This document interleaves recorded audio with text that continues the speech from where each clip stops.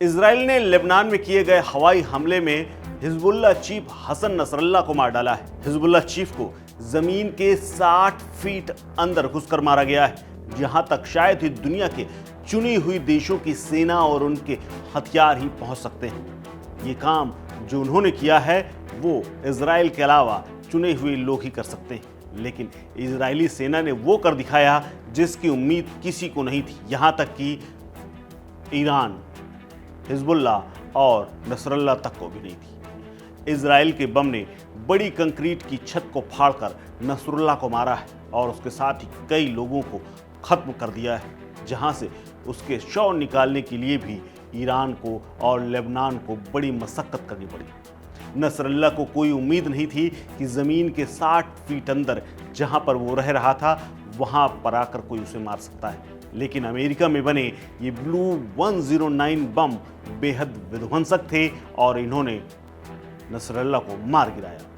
इन बमों को बंकर बम नाम से भी जाना जाता है। जो बंकर में घुसकर मारते हैं इन्हें बंकर बस्टर, पेनिट्रेशन बम भी कहा जाता है। इनका मकसद ही होता है कंक्रीट से बने हुए बड़े बड़े बंकरों और इमारतों में घुसकर मारना, यानी दुश्मन कहीं भी छिपा हुआ बैठा हो उसकी मौत तय है।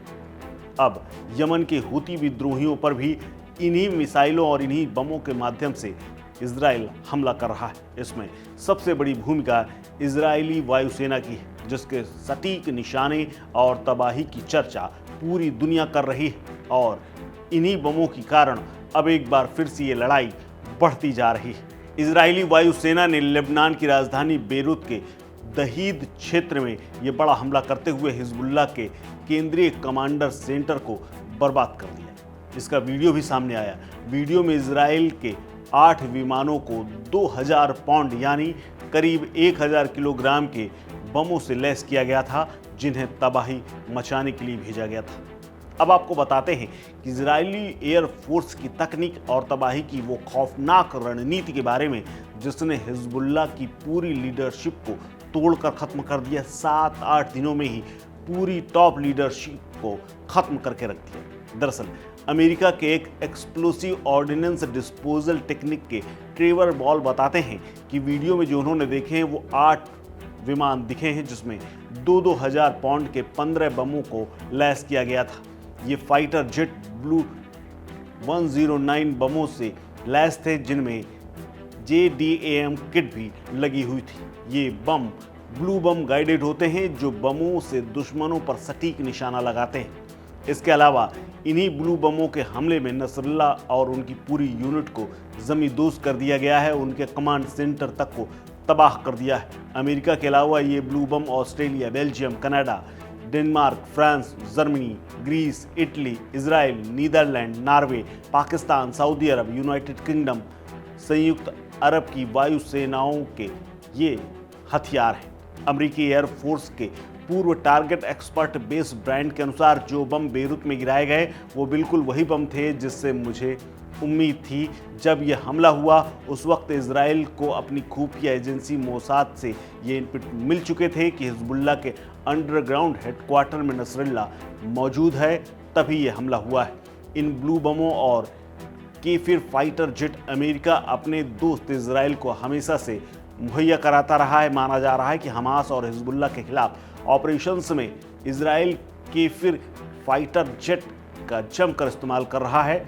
ये आसमान से आफत बरसाने वाले विमान माने जाते हैं और युद्ध की दशा दिशा बदल सकते हैं। द टाइम्स ऑफ इजराइल के मुताबिक 2 वरिष्ठ इजरायली रक्षा अधिकारियों ने इस बात की पुष्टि की है कि नसरुल्लाह को मारने के लिए कुछ ही मिनट में 80 से ज़्यादा बम गिराए गए। इजरायली वायुसेना ने नसरुल्लाह पर हमले में इस्तेमाल किए गए बमों पर सवाल पूछे जाने पर फिलहाल चुप्पी साध ली है, लेकिन अमेरिकी सरकार इजराइल को लेकर लगातार युद्धक सामग्री भेज रही है, इसमें कोई शक नहीं। मई के महीने में ही अमेरिका ने जो बाइडेन प्रशासन की ओर से ये ऐलान किया गया था कि उसने गाजा में नागरिक सुरक्षा पर चिंताओं की वजह से इजराइल को 2000 पाउंड के बमों की खेप रोक दी है, लेकिन ये बम फिर भी पहुंचे। ज्वाइंट डायरेक्टर अटैक म्यूनिशन एक गाइडेड किट है जो बिना गाइड वाले बम या गूंगे बमों को हर मौसम में भी सटीक डायरेक्शन दे करके युद्ध में उसे पहुंचा देती है। JDM टेक्निक से लैस बमों को ग्लोबल पोजीशनिंग सिस्टम यानी GPS रिसीवर से जुड़े एक सिस्टम से निर्देशित किया जाता है। इससे वो 15 समुद्री मील यानी 28 किलोमीटर दूरी के दायरे में तबाही मचा सकते हैं। JDAM से लैस बम 500 से 2000 पाउंड यानी 230 किलो से लेकर के 910 किलोग्राम तक के होते हैं और मार्गदर्शन यानी गाइडेड मिसाइल की तरह इस्तेमाल किए जाते हैं, जिनका इस्तेमाल अमेरिका और इजराइल की वायुसेना करती है। इसके अलावा ब्लू 109B भी लगभग 1 इंच यानी 25 mm मोटा स्टील आवरण से बना होता है, यानी एक खोल से बना होता है। इसका हथियार 550 पाउंड यानी कि 250 किलोग्राम ट्राइटोनल से भरा होता है, जिसमें एक mechanical electrical delay action FMU 143 tail fuse लगा होता है। इसके अलावा अमेरिकी सेना ने 1985 में ब्लू 109 का इस्तेमाल करना शुरू कर दिया था। इसका उपयोग GBU-15 electro optical guided bomb, GBU-24 पावे थर्ड और GBU-27 पावे थर्ड लेजर गाइडेड बमों के साथ कुछ बमों के वार हेड के रूप में भी इस्तेमाल किया जाता है। ये ब्लू बम JDAM और AGM हवा से सतह पर मार करने वाली मिसाइलों के साथ भी लगाए जा सकते हैं, जो बेहद खतरनाक भी होते हैं। ब्लू बम और JDM का इस्तेमाल इराक और अफगानिस्तान युद्ध में भी किया गया था, जिसमें बड़ी संख्या पर तालिबानी और कुर्दिश लड़ाके मारे गए थे। इन्हीं बमों की वजह से अमेरिका को इन जगहों पर बढ़त मिली। हालांकि कई बार ये ब्लू बम खुद के लिए भी घातक हो सकते हैं। अफगानिस्तान में एक बार राष्ट्रपति हामिद करजई इन बमों के हमले से बाल बचे थे।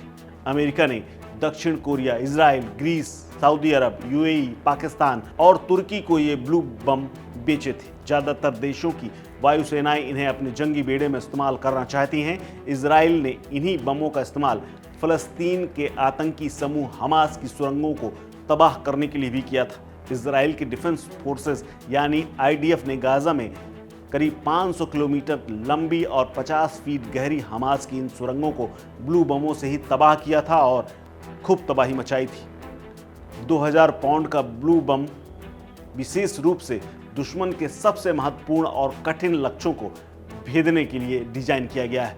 सुरक्षित कमांड स्थान यानी बड़ी कंक्रीट की दीवारों को तोड़ना, संरक्षित हथियार भंडार यानी जहां पर गोला बारूद इकट्ठा किया गया हो और वहां से ले जाने वाले तमाम संसाधनों को नष्ट करने में ये बम बेहद प्रभावी है। जैसे यमन के तेल डिपो, हथियार भंडार और कई चीज़ों को ये नष्ट करने में कारगर है।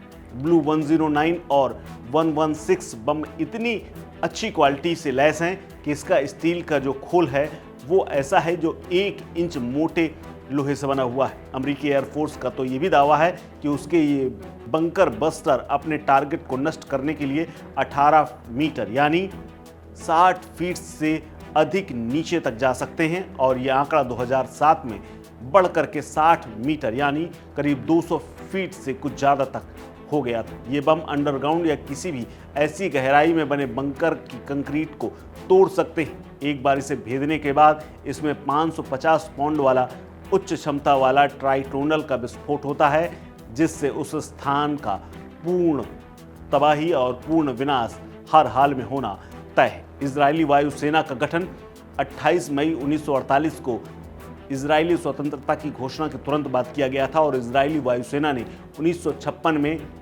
सुएज संकट के ऑपरेशन में कादेश चलाया था, जिसमें मितला दर्रे पर पैराट्रूपर को उतारा गया था। 5 जून 1967 से 10 जून 1967 तक चले 6 दिन के युद्ध में इजराइल और उसके पड़ोसी देशों मिस्र, जॉर्डन, सीरिया के बीच ये जो वार लड़ा गया था, उसमें भी इन्हीं जैसे बमों ने इजराइल को विजय दिलाई थी।